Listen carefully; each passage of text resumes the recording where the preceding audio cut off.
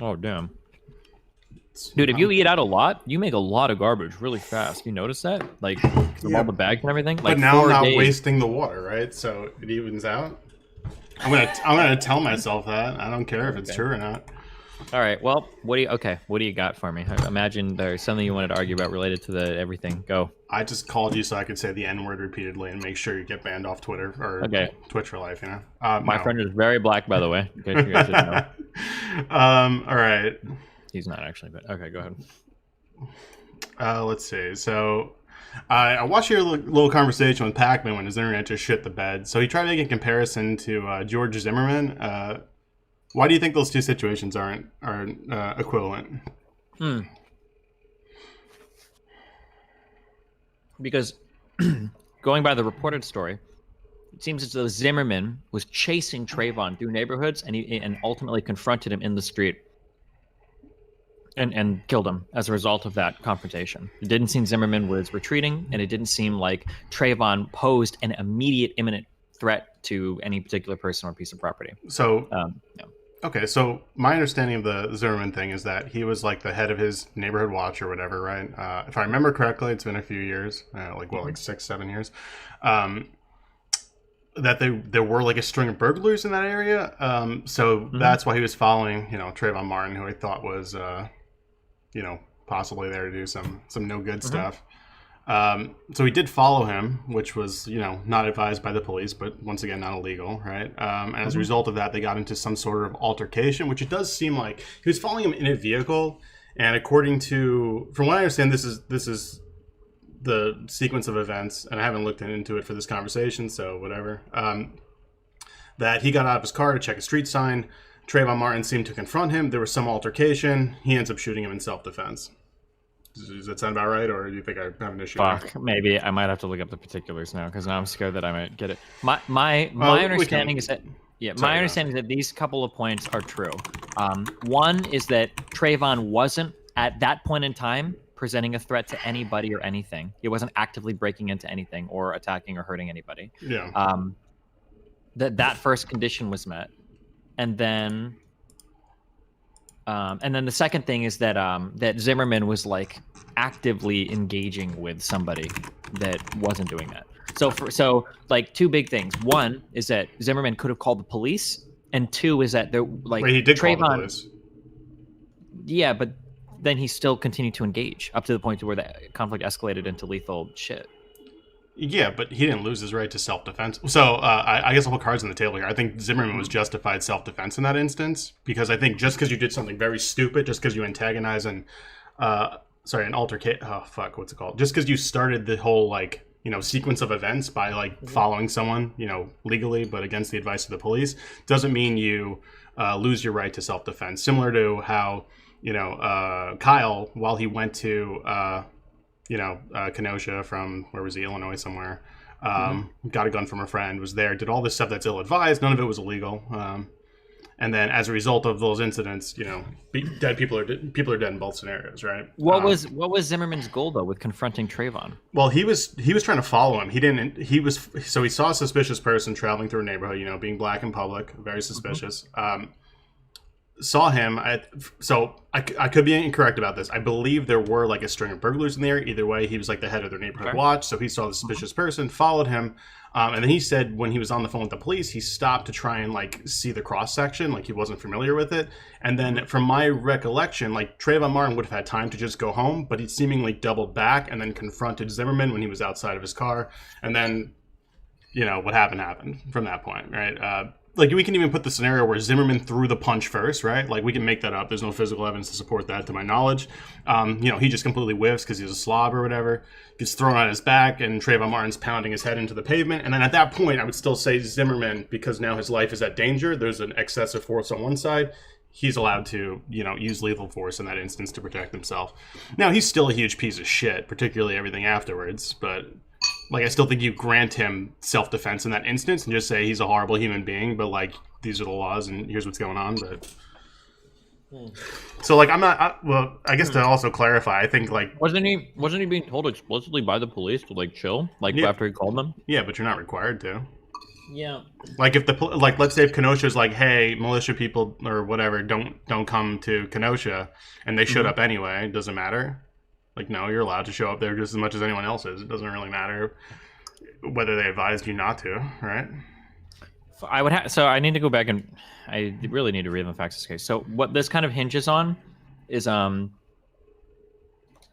guess what I'd be curious about is why did the confrontation between Zimmerman and Trayvon initially start? Well, that's what we can't be sure, but we could just take Because sort we of the can only go by testimony. Zimmerman's word. Yeah, and it sounds like, and I think the timeline makes sense from what I recall of them saying Trayvon Martin had enough time to go back to his house, and instead, like, he didn't, right?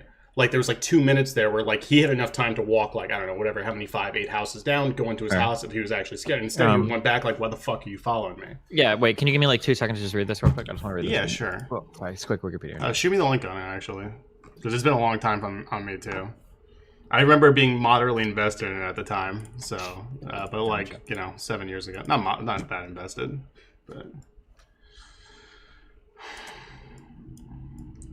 Yeah, I'm going to do my best not to read your chat this whole time, because I feel like me just saying Zimmerman was justified in self-defense is not going well right now. Yeah. It's okay, though. I'll read it afterwards and just rage at each person individually. That's usually how I approach this stuff. Yeah, that's good. Let's see.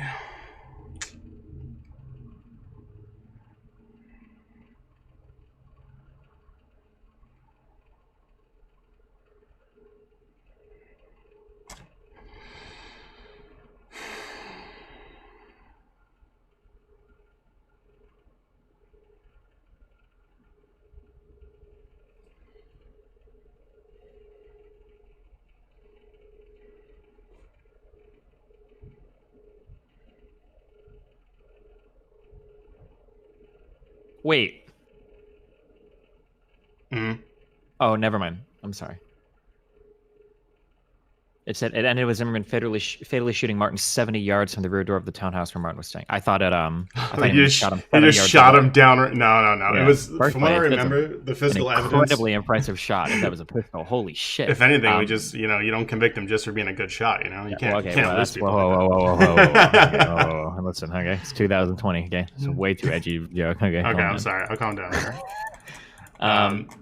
I guess like my characters or the characterization that I have or understanding of this is that Zimmerman is like aggressively pursuing Trayvon, and reading the wiki here, it kind of still seems to be the case. It feels like he's like aggressively pursuing Trayvon the entire time. Well, I guess like how do we describe so he thinks like there's harm coming to his community, right? I think we're both looking at the shooting tab where it says there's break-ins in my neighborhood. This guy looks suspicious.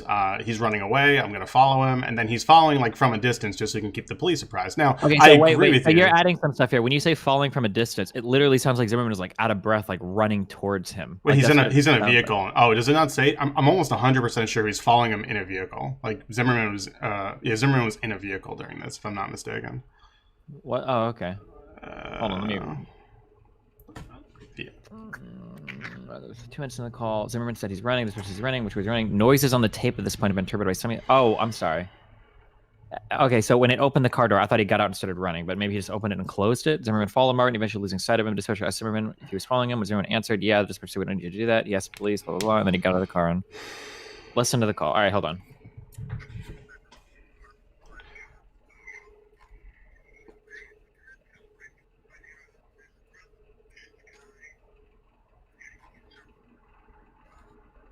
Now we're listening to the call. Shoot. Sanford Police Department. Line is being recorded. Sean. Hey, we've had some break-ins in my neighborhood, and there's a real suspicious guy. It's Retrieveview Circle. The best address I can give you is 111 Retrieveview Circle. This guy looks like he's up to no good, or he's on drugs or something. It's raining, and he's just walking around looking about. Okay, and this guy, is he white, black, or Hispanic? He looks black. Did you see what he was wearing? Yeah, a dark hoodie, like a gray hoodie, and either jeans or sweatpants and white tennis shoes. He's here now. He was just staring. Oh, he's just walking around the area? At all the houses. Okay. And now he's just staring at me. Okay, and you said it's 1111 Retrieveview or 111? That's the clubhouse. That's the clubhouse. Do you know what he's near the clubhouse right now? Yeah, now he's coming towards me. Okay. He's got his hand in his waistband. Yeah, he's a black male. Okay. How old would you say he He's looks? got a button on his shirt. Late teens. Late teens? Okay. Mm-hmm. Something's wrong with him. Yeah. He's coming to check me out. He's got something in his hands. I don't know what his deal is. Okay, just let me know if he does Get an anything, officer okay? over here. Yeah, we got him on the way. Just let me know if this guy does anything else. Okay. These assholes, they always get away. Yeah. When you come to the clubhouse, you come straight in and make a left. Actually, you would go past the clubhouse. Okay, it says on the left-hand side from the clubhouse? No, you go in straight through the entrance, and then you make a left. Yeah. You go straight in, don't turn and make a left. Shit, he's running. He's running? Which way is he running? Down towards the other entrance of the neighborhood. Okay. Which entrance is that he's heading towards? The back entrance. Are you following him? Yeah. Okay, we don't need you to do that. Okay.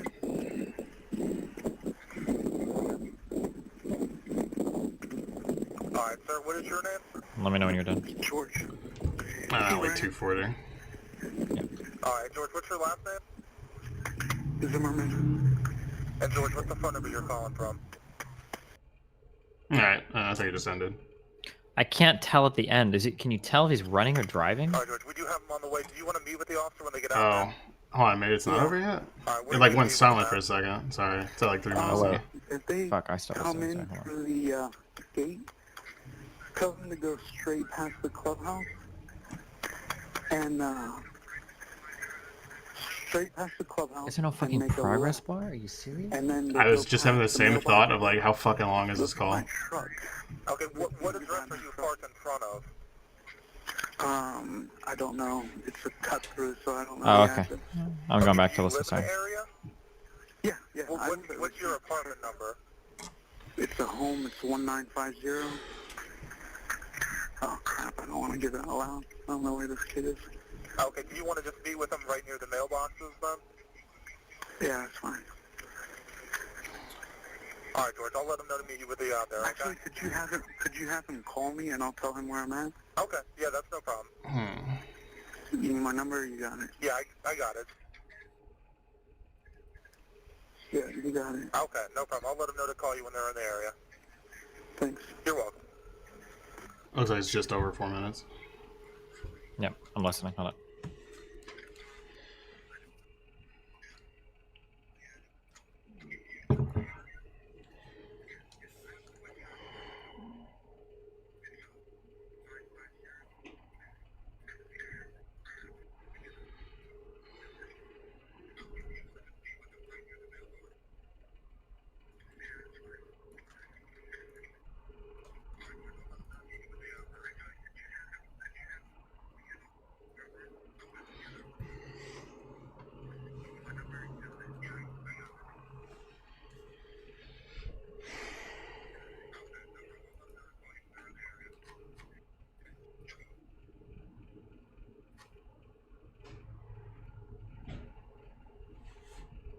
All right. Okay. Alright.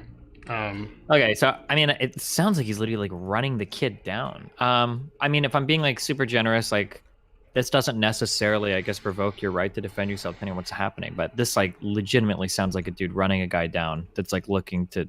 Well, I don't know so if they he tried to thinks the apprehend kid's him or like what. breaking into houses or just broke into a house, right? Like their whole right to defend your community. Is there only like a certain threshold where you gain the Well, right to but defend your community, or? He doesn't actually know that though. He didn't observe any break-ins.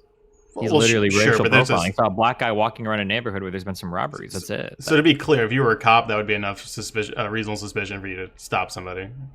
Like For a 100%. police officer, I think a good cop probably will walk up and ask some questions. I think that's fair. But for yeah. Zimmerman, he's not a police officer at all. Like, Well, I yeah, don't he's well, sure, but neither was Kenosha, right? Or Kyle, or whatever you want to call him. Yeah, sure, but my understanding is that like I would have the same take of Kyle if Kyle was out there trying to like arrest people or something. But I haven't seen any evidence of that, right? So you're saying like they're both doing things that seem to exist like outside the law, some level of like vigilantism, like to an extent. Well, so Maybe that's a loaded term, but morally, the thing that I'm looking for, right, Okay. the thing that makes like self-defense like righteous or good in my eyes is if it's in a preventative manner, not a retributional manner. Like if this kid had already broken in or whatever, or wasn't actively committing a crime, like what reason does Zimmerman have to be like pursuing this guy? He's not law enforcement. He's not there to like disperse justice. Whereas for Kyle, I assume the reason why he's there or anybody's there defending property is because they're looking to prevent a crime from happening. Yeah, but like the initial oh fuck, I'm not super set on the whole Kenosha shooting timeline. Was he? You can ask my questions. Okay. Was he the first person to shoot, or was there another shot before that?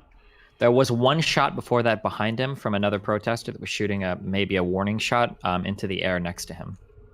We don't know anything about the confrontation he had with the first guy he killed, right? Unfortunately, that seems to be unknowable. Yeah, it's one of these things where like I think we can probably grant them both. Like I get what you're saying, where like you think he's more morally in like the wrong here. Like Zimmerman is more morally in the wrong, right? But I do think so like making so I'm not trying to. We can make a he's no angel argument, but even without that, like there is like footage of both of these people prior to the shooting. There's footage of Kyle like standing around being like, oh, we were gonna hand out water bottles to people, or we're as a medic, or blah blah blah. I think there's a video footage of him like walking with somebody with a limp or whatever, like carrying him off. And then there's video footage of the other guy, the guy that got shot by Kyle, of him walking around saying like, yeah, shoot me, motherfucker, blah blah blah, like walking around being like incredibly aggressive. So I mean, like that's that doesn't exonerate one or convict the other. I think it lends credence to Kyle's narrative or whatever. Like the thing that would say like this guy aggressed upon him and then he fired in self-defense. So I guess with the Zimmerman thing, like we both agree he probably shouldn't have been following him, but like he seemed to have, from what we understand, and this sounds reasonable to me based off the timeline I remember reading, but it's been a while, as I said, that he got out of his car and then was confronted by Trayvon Martin. Now, at that point of confrontation, like if he hunted him down and shot him, right? But then I think you would probably have more of a point. But if, which the timeline I think supports, Trayvon Martin came back to confront him, does he have a right to defend himself, or at what point does he have that right? Yeah, if that like let's say Zimmerman was like observing or whatever, and let's say that Trayvon like literally like saw him and then started to like charge or some shit. Like at that point, yeah, it gets a lot different for sure. Well, I don't think they got into some. If I remember correctly, sorry, I know I keep saying that, but I'm trying to like hedge it. Like I'm not saying I'm 1,000,000,000% certain here. Like if I were wrong, I wouldn't be the most surprised. That the physical evidence was Zimmerman having lacerations on the back of his head and broken nose. Trayvon Martin only had, if I remember the autopsy, the gunshot wound to his chest, seeming to indicate that Zimmerman was getting the shit kicked out of him. And then, got to his gun and shot Trayvon Martin. And the lacerations on the back of his head were from his head being slammed into the pavement. And obviously, that's capable of killing for someone. Unfortunately, this one is just like I can spin conceivable stories where Zimmerman was justified. The physical evidence, I think, supports that, right? Well, it's hard to say. Like for instance, what if Zimmerman, I think you can spin narratives either way. What if Zimmerman shows up and he's like, hey, what the fuck are you doing? Trayvon's like, nothing. It's my neighborhood. Fuck you or whatever. And he's like, bullshit. Like, you're going to stay here until the cops come here. And Trayvon's like, no, fuck you. I don't need to stay until the cops here. And then they get into a kerfuffle over that. In that case, it's possible that if a physical altercation ensued, that, I don't know. Wait, but all scenarios, we can hypothesize like anything, right? But like all scenarios aren't equally viable, right? Like we use the evidence of, what's his name? Well, I agree that all scenarios aren't equally viable, but I don't think it's like, 99% chance that this happened and 1% chance that happened. I think I could conceivably see about it going so many different ways, just because of the way that Zimmerman approached the situation.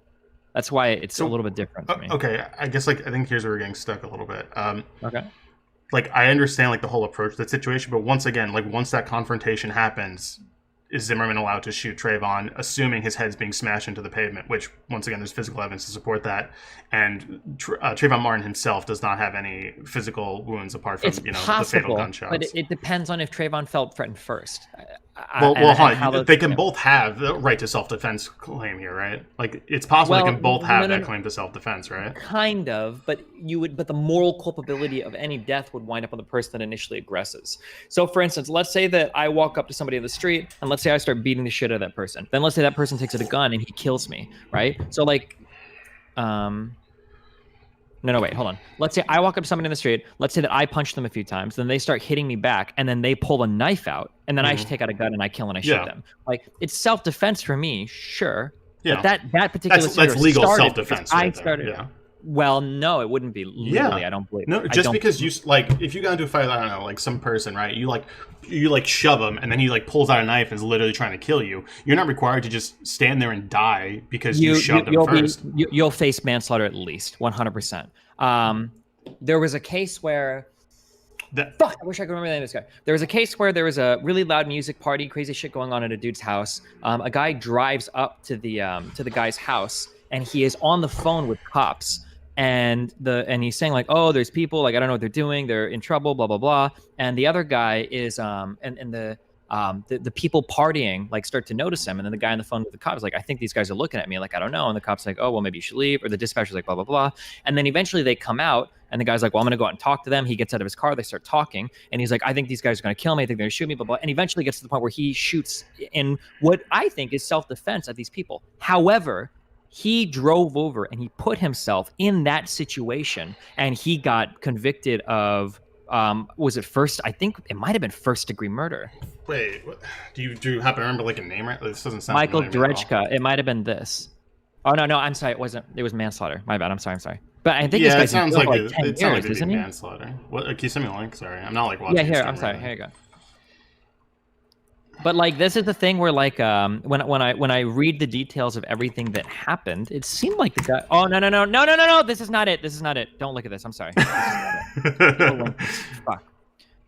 Well, hold on. Man, so we could probably abstract this a little bit.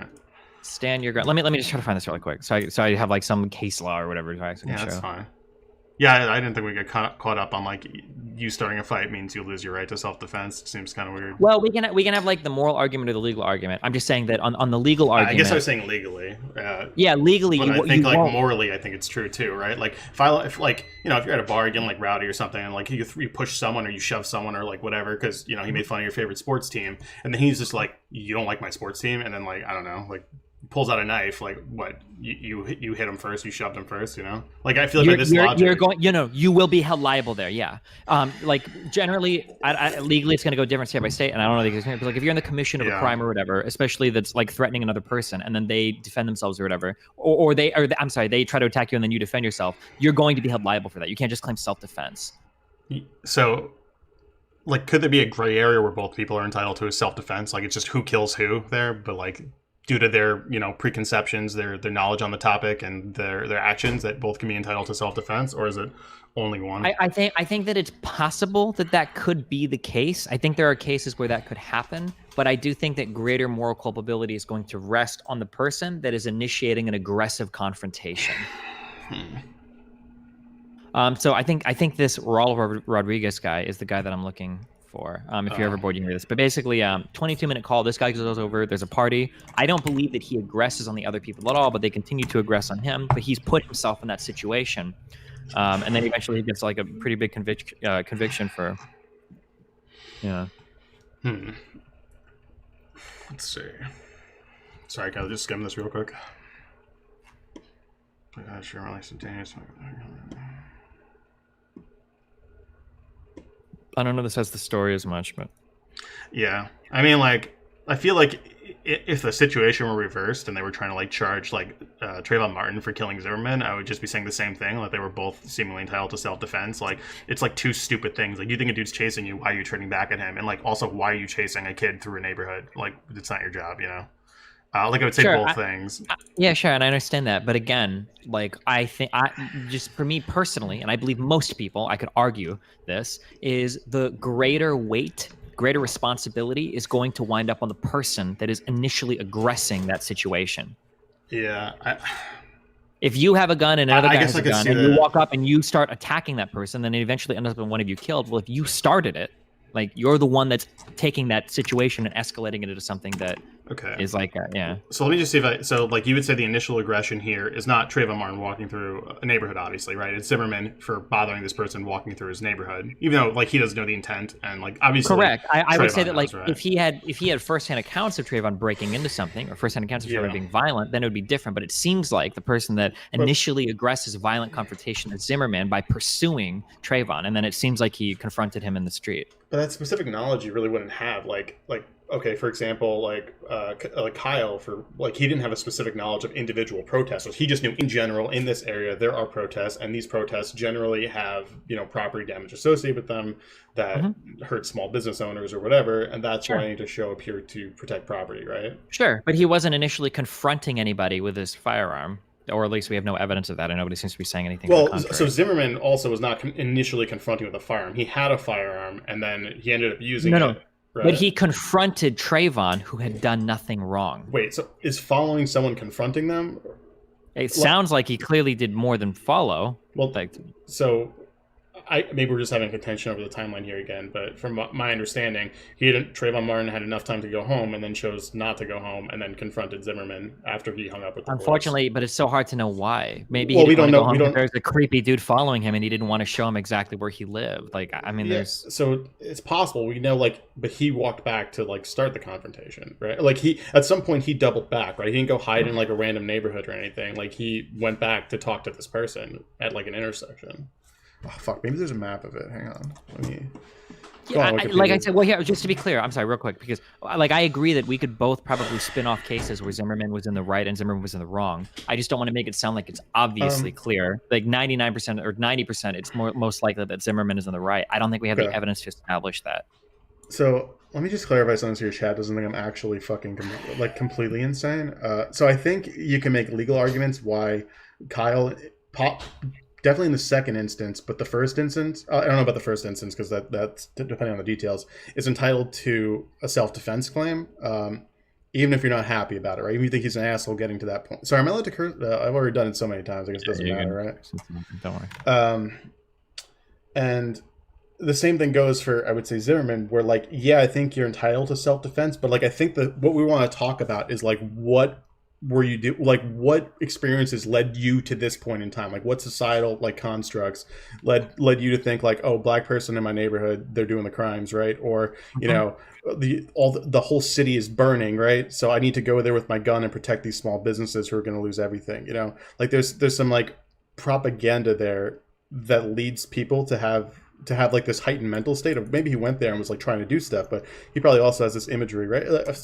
You probably know a lot more about, like, him what exactly are we asking right now, though? So what I'm getting at is with Kyle, right? Wasn't he, like, a nice little Trump supporter or something? Like, I love the police, like... Sure, wait, but what does this have to do with anything? Are we going to... So I'm saying that the people... Okay, sorry. So I was kind of moving on to the second topic I wanted to talk to you about, and I probably should have differentiated that. I think the more interesting part of a conversation like this isn't, like, does he get self-defense or doesn't he? Because, like, I would say they all do, but I think the bigger problem is, like, okay, why did a 17-year-old feel the need to go to anti-police protests or whatever, Black Lives Matter protests, like, armed with a gun and, like, do whatever, Yeah, sure. That's a totally valid conversation to have, yeah. Yeah, which I guess it goes to the second point where I think it was... I don't remember what conversation it was. I think you were talking to... Mini Vosh. What's that guy's name?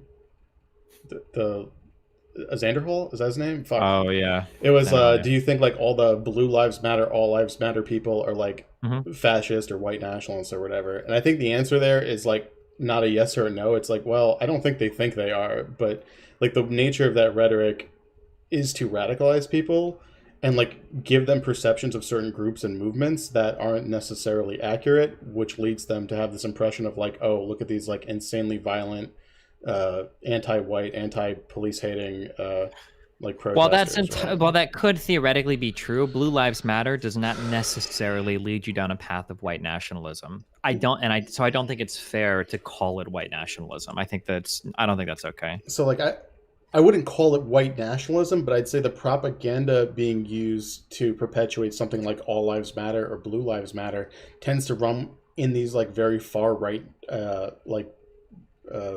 echo chambers, or so to speak, where they're trying to adopt these narratives to, influence people like emotionally and politically. And they're not really it could be, based yeah. on truth. But it could also just be people, but that's supported by people that just like cops. Like those people exist, right? I don't think really many people just like the cops for the sake of liking the cops. Usually, Are you sure? Wait, did you ever meet my mom, or did you only ever? I've never met your mom. No, okay. I guess maybe I'm not saying many people but there are I'm a saying lot of people that like fucking love cops, dude. Come on, that like support the men in blue and blah blah blah. Like yeah, but that's like the whole what's it called? Like the Law and Order shtick of like they're the ones protecting us from like the evil hordes of brown people who are going to steal your vacation homes and rape your women or something. Like that's why they like this stuff though, not because of some But there are also just people that believe that there's criminals out there, and we need the police because they protect us. They're the good guys, law and order, blah blah blah. Like look how many good cop movies there are that show look at fucking Rush Hour. Yeah, but Cops the Show. That's sort of my point though. Like this is that media environment that leads people to have this perception of cops as these great guys who are there to protect you from the evil wrongdoers. When you look at things cops do, on average, it's not them stopping violent criminals. Usually it's doing petty shit or doing drug busts or whatever, all the I don't think on average though the average cop is an evil horrible person. They're not. So here's my hot take on Black Lives Matter. Okay, the focus on the police is okay, we're gonna go full Godwin's law on this one. Okay, so I think focusing on the police instead of the overall criminal justice system is focusing on the guards who take the Jews to Auschwitz when all the deaths are happening in Auschwitz and all the harm is happening, or most of the harm is happening. Yeah, sure. I don't disagree with that, but we have to be careful of a fallacy here. We can recognize simultaneously multiple problems, right? We can say that there might be a problem with policing, there might be a problem systemically with our entire justice system, might be a problem with policing themselves. So DAs and everything having close relations with police departments, and then making we can recognize all these simultaneously. We don't have to say just because one exists and might be overarching means that we can't talk about the others at all, right?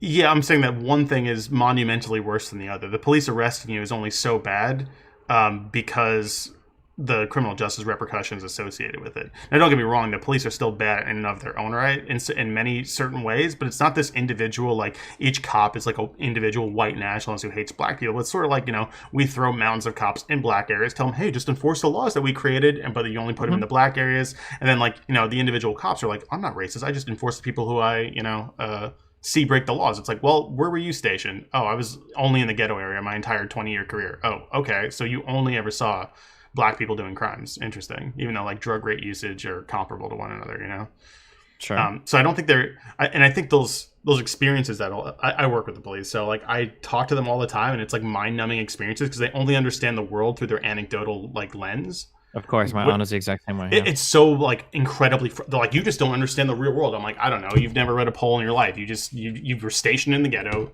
You arrested and harassed black people. You see those areas decay over time, and you're just look at these invalids or whatever.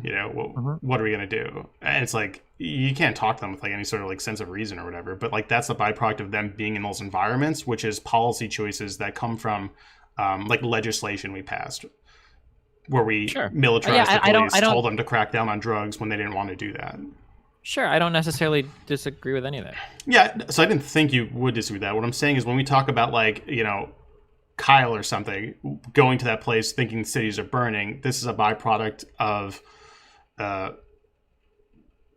generally right-wing conservative. Actually, I can't even just blame it on right-wing or conservative, because there is a sort of bipartisan get tough on crime, and then focusing that tough on crime in minority communities or on movements like Black Lives Matter.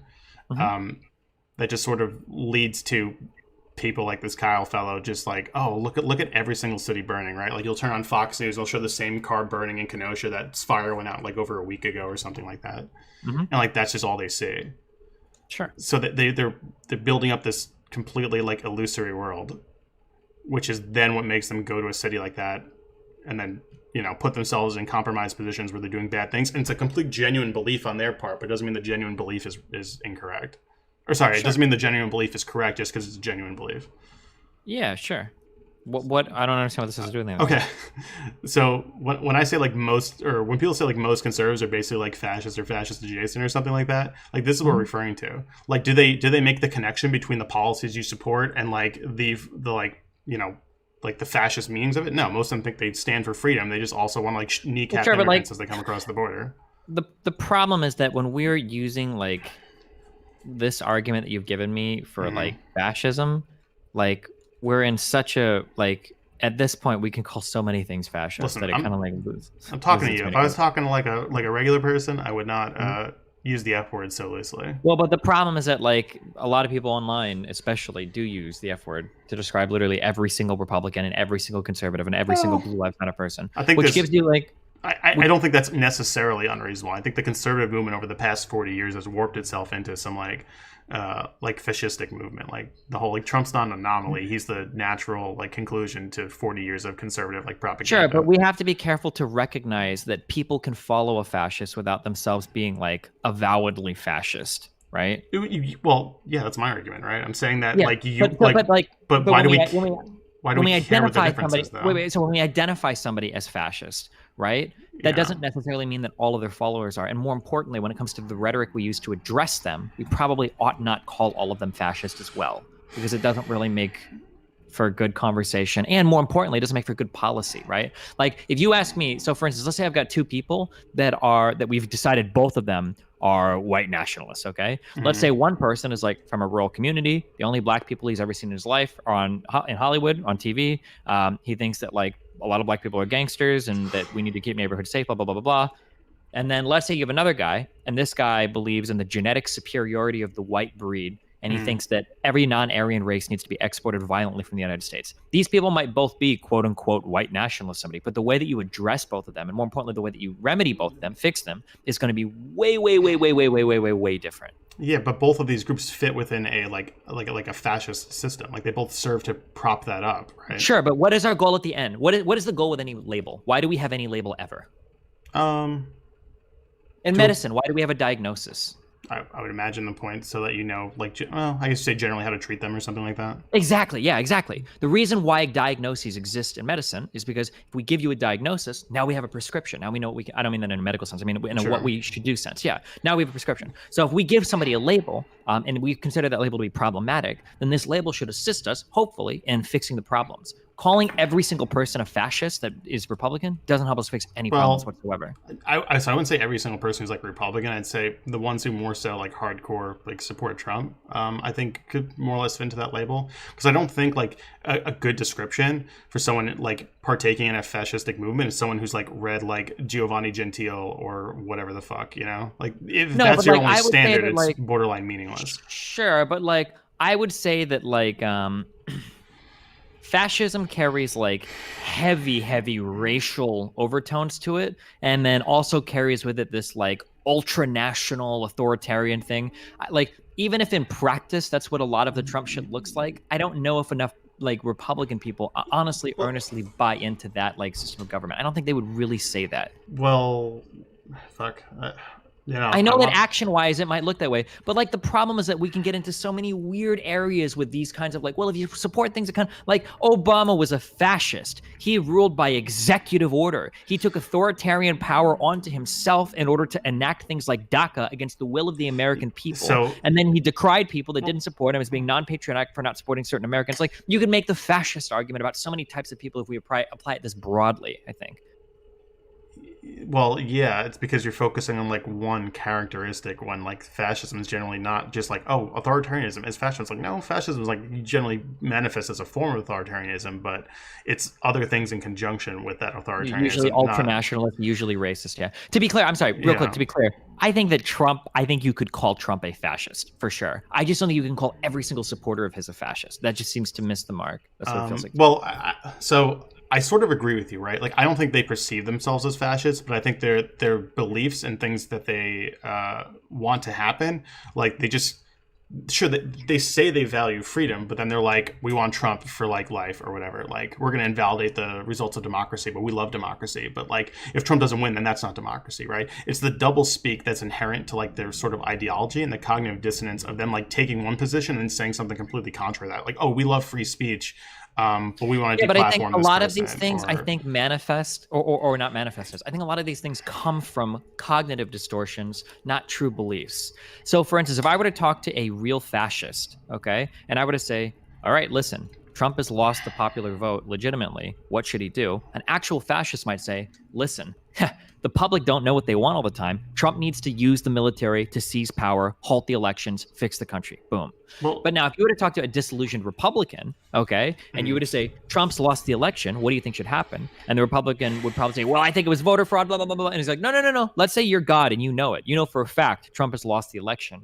I don't think the average Republican should say, well, Trump should supersede the will of the American people and take over the government, blah, blah, blah, because there is... I don't think they'd even let you get that last part by, right? They would just be like, no, that's not how this works. Like, the Democrats... Well, exactly, but I'm saying that the reason why they bend towards that fascist thought isn't because they are genuinely fascist. It's because of all these stupid party politics, cognitive distortion, partisan biases they have. But wait, hold on, that's how you end up, like, in a fascistic movement. Like, you don't need everyone to just, like, once again, like, read Gentile to like, be, like, a cartoon member of the Nazi party. You can just be like, every single person that supported Hitler probably wasn't a fervent anti-Semitic. That's probably true, of course. Like every single member of the Gestapo, or every single member of the SS, or every single member of the German military, sure. But I'm just saying that when it comes to diagnosing these problems, that like we have to be careful with our words and careful with our rhetorics, because if I start a conversation with a Blue Lives Matter person off with like, we're going to talk about your white supremacist Benz, the conversation's over. This person's not going to listen to a single fucking thing I say. Well, I don't think they're going to listen to you as long as you identify yourself as anything left of like the conservative, the Republican Party. They're not going to listen to a word you say. Anyway. Sure, but we have like a slightly higher possibility, right? Like it's like 0 and like asymptote of 0, like that. Like it's almost that. Like 0 and like 5 to 15%. Like I think that you can make like some headway into some people. Like I think it's possible. Like it's difficult, sure, for sure. I think when they're just surrounded, and like my mom's like I don't even know how I'd characterize my parents, but like they're probably gonna vote for Trump, but like they don't just come screaming like the 14 words at me or anything. And the conversations are really weird because like my dad is like one of the nicest people you'll ever meet. And then it's almost like there's two people, and then when he talks about politics, he just supports like the worst things in the world. I'm like, wait, how does this jive with like you like helping my mom out is literally friends the and giving? exact I'm like, same this way. is just so strange. And there's just this like sort of disconnect between these like two people, you know, the one who talks about politics, the one who doesn't talk about politics. It's like really strange. They're like, we hate immigrants, and it's like, wait, didn't you just like, you know, like what's it called, like give money to like a friend of yours who needed it for some immigration related thing? Like, I'm so, but you hate the immigrant. I'm so confused here. Like, it doesn't make any sense that like on a policy level you support one thing, you don't support the other. But like. I guess the point I'm getting at. Well, actually, you used to listen to like conservative talk radio, right? Yeah, Glenn Beck, Rush Limbaugh, Billy Cunningham. Yeah, I listen to all these guys. Yeah, but like this is sort of how like the propaganda work. I mean, I'm sure I'm not going to like, you know, blow your mind here or anything, but like the whole point of like people like that is just to repeat the same message over and over and over again and create reality. Listen, we're not disagreeing. We're talking past each other. Okay. Yeah. I don't disagree with you that this type of stuff can lead to fascism. I'm just saying that the people that are affected by this are fundamentally different than fascists. That's all I'm saying. That if I were to take two white nationalists, and to one, I could like the two people I suggested earlier. Let's say to one person, I say, listen. I can prove if black people would not commit crime and not all 100% be gangsters and not all be horrible, blah, blah, blah. Would you be cool with black people? The first guy would be like, oh, yeah, if black people just acted right like white people, then yeah, I'd be chill. And the second guy would say, black people can never do that. Intrinsic to the nature of being black, they are subhuman fucks, right? These two people are fundamentally different people. Even though both of them might lead to like a fascist president or lead to some sort of fascist system, these people are fundamentally different and need to be addressed as such. Well, I don't really think they're that fun. Like the thing is, they're like so their conclusions are the same, right? And like, but that doesn't matter. It does, right? Because you have your well, it does. So hold on, let me just explain why I think it's the same, right? If your conclusions are the same, people are working backwards to justify those conclusions. You can say you have axioms of like, you know, freedom, democracy, enlightened values, and then you're just like, well, you know, black people are just like, you know, incapable of abiding to these things for X, Y, and Z, and like, it doesn't matter how much evidence you present these people, like. they're not going to change their minds because like the conclusion is what they care about justifying, and they'll just bend over backwards to deny whatever facts lead to that conclusion. So if you just look at their conclusions, they're the same as the white nationalists. Like, sure, let's say that I step out into the street, let's say that I shoot somebody in the leg, let's say that that person goes to the hospital and it turns out they actually have massive cancer that had started in the leg or whatever, and now because you shot them it was able to like be removed and the person actually comes out of the hospital totally healthy. Do you think that shooting them there was like good because it led to a good outcome? Like in that one instance, I suppose.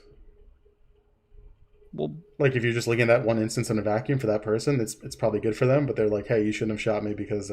But okay, but in general, how would we describe this instance? Well, yeah, that would be bad. Why?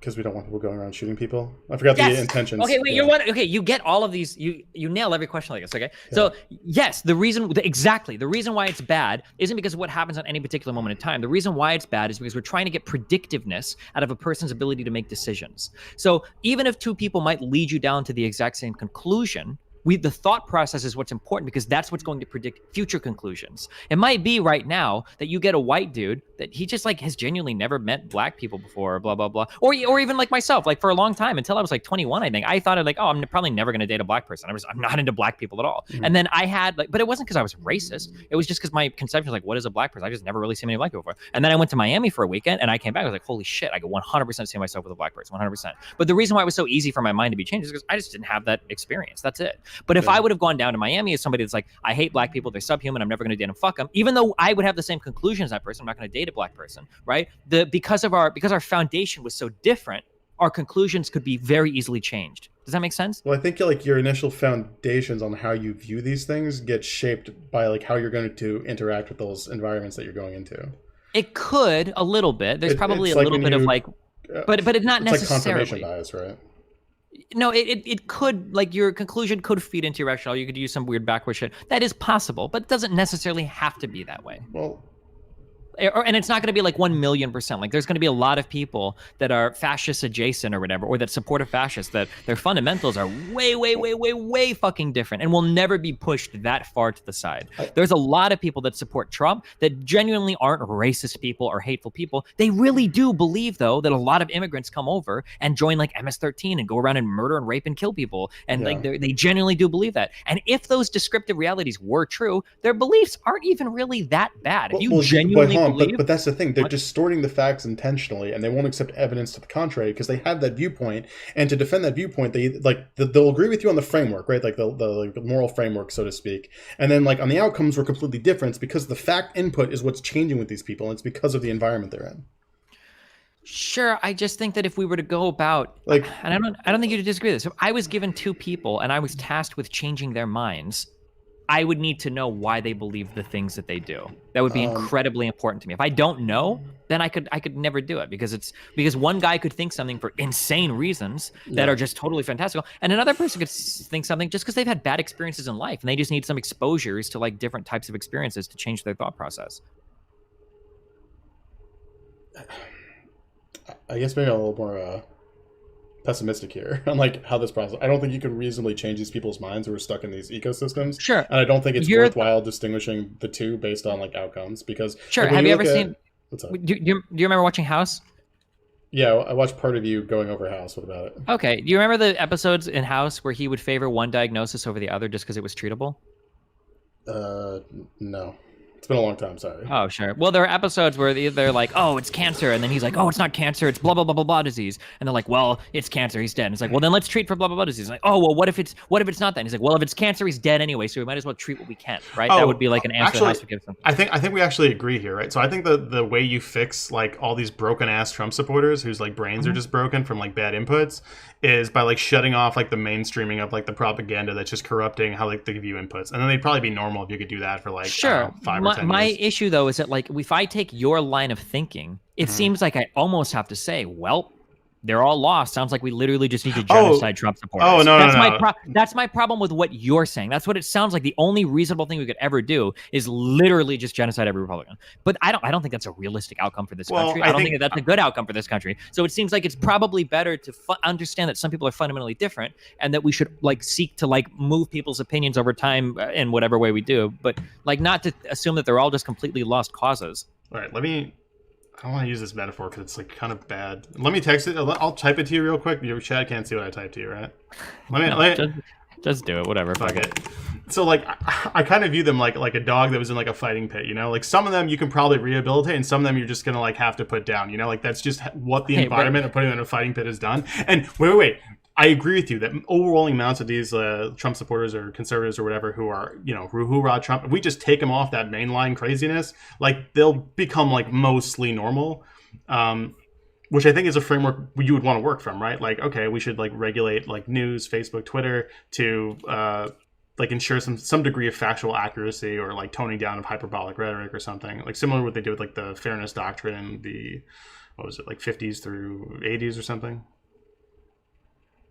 Sure, but yeah, well, I guess like I don't think my conclusion necessarily stems from that. Well, I guess I see what you're saying. I'm trying to find like what are positive like things I can take away to build a better world, and like half of Republicans need to be put down is not. Wait, no. I would not put it all the way to half of Republicans. That is way too many. Like the people you said were like, oh, you know, we're like completely incompatible. Like, okay, there's probably a section of those who are just like too far gone. Like the extreme, the ones who are like, you know, like the I'll just say reading genteel. But we don't need everybody for democracy. We just need like 60%, right? Yeah, they're about.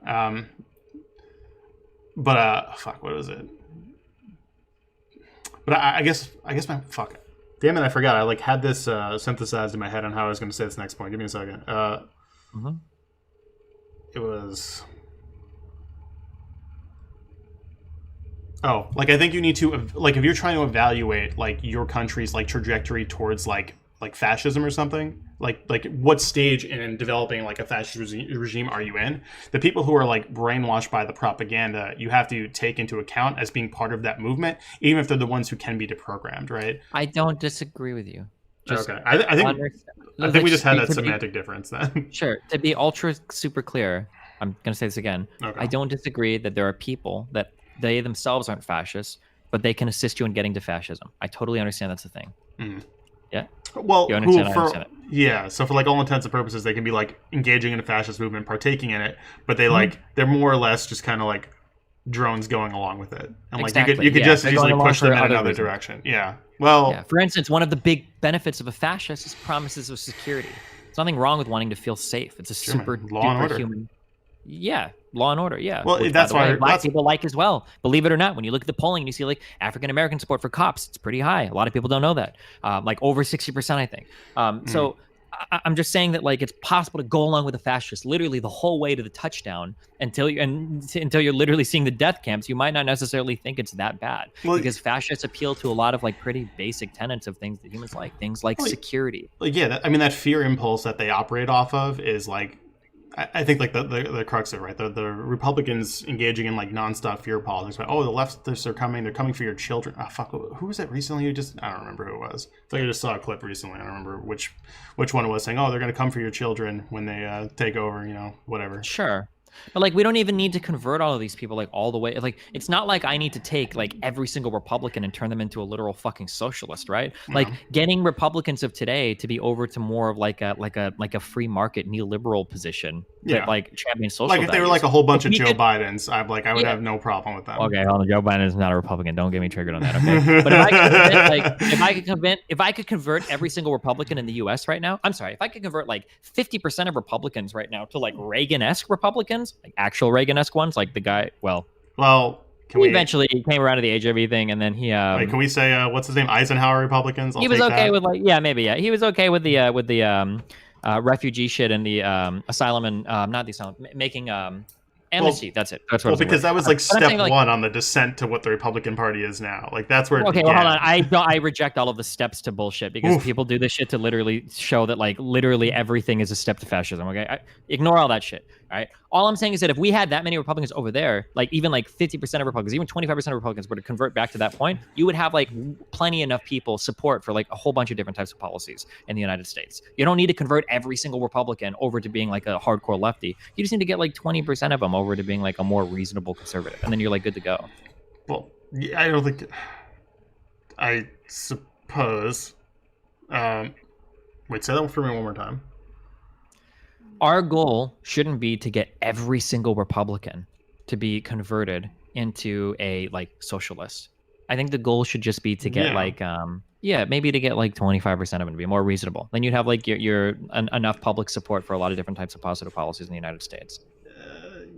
Yeah, I guess where I take issue with that is like I guess it's how I perceive how the media environment that they're all like enculturated in leads to the outcomes we like observe within them as like a group. Sure, yeah, that media environment like is it's really sort bad. of just like deterministic or whatever. I think our media environment is bad for everybody right now. Yeah, it's really hard. But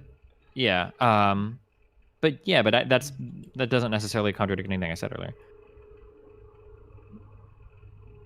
Sure, like I think like fixing that would probably be like the biggest step towards like calming these people the fuck down. Yeah, but what are you talking about? Like destroying Fox News? Like that's not a realistic first step, right? Well, no, it'd be incremental, like some sort of incrementalist approach towards like, hey, we have like some sort of like fact checking. Like you could do this stuff through. Okay, I'm not a lawyer, and so I can't. Private companies are doing this right now, right? Hell yeah, and Trump's trying to regulate them for doing it. So yep, yeah, true. Not going super well on that front. Well, it is going super well right now because they're all doing it. I would consider that to be super well.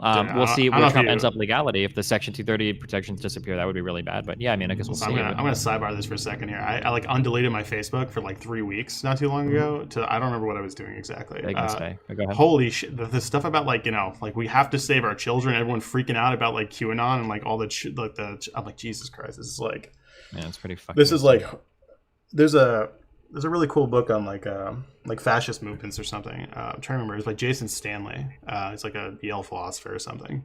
And he talked about like the role that conspiracy theories and like the like think of the children shit plays in like having that like driving that fear narrative that we were kind of talking about earlier that motivates people in partisan politics. Sure. But the thing that I would say, this sounds really condescending, but just like be really careful with like I see a lot of the whole like everybody that disagrees with me is a fascist stuff, and I think it's super unproductive. It's made like online politics is unbearable now. Steve, listen, Steve. I will never say you're a fascist. Okay. Sure, I don't give a fuck if you think I'm a fascist, but like thinking that like every blue lives, like I would never post Blue Lives Matter. Okay, well I might do for different people, but in general, I would never like truly like take on like an all like Blue Lives Matter. Okay, it's a fucking job, dog, not your life. However, like to think that every single person that posts that is like a fascist, I just think sends us down a very weird road that's not like conducive to anything positive. I guess I might start out implying that I thought that, and that's not what I meant. I just thought it was like I want to like sort of flesh out what you meant when you said that, where they're not like all fascist people who say that, and I wanted to just kind of see like how you viewed like the ecosystem and their beliefs in the framework of like a fascistic movement. And I think we'd like I understand. Agree. I think it's important to understand that like some of these things, like being a Blue Lives Matter supporter is many steps removed from being an avowed fascist, much the same way that supporting social health care doesn't mean that you want to like throw in like a totalitarian Stalin regime to kill and destroy like all the comparison I'd make on that would be like just because you support tough on crime policies in like the 80s or something, like under Reagan, which were targeted directly towards black people, doesn't mean you are a card-carrying racist. But like that was sort of the point. You get people to support these positions that are like intrinsically tied to the other one without making them accept that they're tied to some sort of like racist or xenophobic policy. Yeah, but again, something that's important is that like for a lot of these, like that wasn't actually there wasn't like some sneaky like plan to do that.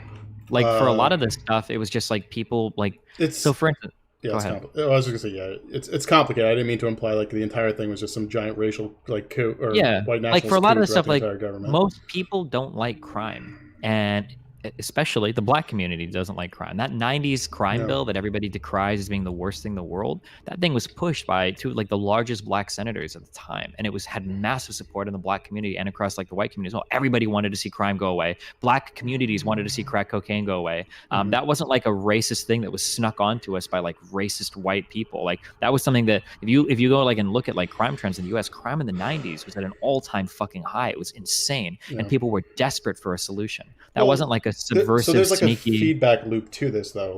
Like the way in which we chose to crack down on crime was targeted into certain like low income like black communities. Sure, I don't disagree. I don't disagree. Don't argue. Okay. I don't disagree with you. Okay, it was bad. Okay, the end effect was bad, but it's important to understand why we got there. And we didn't start the crime bill to destroy black communities. That wasn't the goal. That's all I'm saying. I guess it would just be like how you'd have to view how they chose to frame that within the context of even the police not really caring about a war on drugs at the time. Like that wasn't really popular. It was just sort of like manufactured, and then we did this. We gave you money, and then they gave you weapons. I don't think I agree with that. I think that the reason why the war on drugs started and why it had so much support across America was because drugs were literally destroying, especially the black community. Drugs were destroying black communities. And there were a lot of black community leaders at the time, including leaders in the Senate, that were speaking out about the horrible impacts that drugs were having. The crack cocaine and shit in the 90s was like, wait, but this started in the 80s. That's what I'm saying, and like it got sure, worse. But I'm saying that by the time it culminated in the 90s with the massive amount of violent crime, and there was like an outcry across the entire country for this stuff to be fixed. So I think it's more complicated than that, but well, if you want, in what way? I'm curious. So I would want to do more firsthand research on it before I like talk a lot about it. So if you want, we could talk like another time, because I don't really want to start going down this thing without sending you like some sources or something for us to like discuss. Sure. Yeah, if you want to. If you ever want to find more stuff on it, I'm open to having my mind changed. I used to be of the mindset that I kind of thought that, because I'd read so much about like the Southern strategy and how you're subtly racist and everything, I kind of assumed that like, oh, well, you know, the crime bill seems like it fits the bill on that like pretty well. But then I read a really good write-up on, there's a Vox article there and there's a Slate article. I can try to find them later or whatever. Not an article, like a write-up on like what was going on at the time. And the political stuff at the time, the environment was very, very, very charged when it came to crime, and everybody across the country was like looking for answers, because like it was just so many Americans were like frightened to like exist. And yeah, I don't know. It put things in a very different perspective for me. Yeah, like the thing I read that sort of like changed my perspective on it, I just finished, or I'm about to finish, I guess, is the new Jim Crow by like Michelle, I think it's Michelle Alexander or something. Sure, yeah. Don't like that book, don't like that person. No, I'm just like, they're just, I think that a lot of these can give you like very valid ideas. Just be very careful, like when you're reading everything, like the contemporary fascist or like the new white nationalism, or like I don't go that every hard single thing you consume is like that. It's really easy to see like, holy shit, like that dude over there raised his right fucking hand. Did you know that white people are 42% more likely to be right-handed than black people? And by doing that, we create a systemic world in which right-handed people are more favored, that oppresses black people in every single stage of their life. That guy that's right-handed is a fucking fascist. Like, it's really easy to get lost down that road of seeing everything as being insane. And like, I would say just like, be careful. So I think like I guess we kind of came at this from different directions, but I think our position is like fairly similar. We kind of view people as a byproduct of that environment, and like their ideas will change alongside the environment. So yeah, I would hope so. Yeah, the environment and people's ideas should change. Yeah, but I do think like I mean, you and I didn't grow up outside that environment. I think we were born like I'm like 89. I think you're what, 88 or 89 or something. 88, yeah. Yes, it's like we grew up in that like media ecosystem that was already developed around like talking about like crack and like all this shit and like demonizing that and like negative portrayals of like black people in media and all that stuff.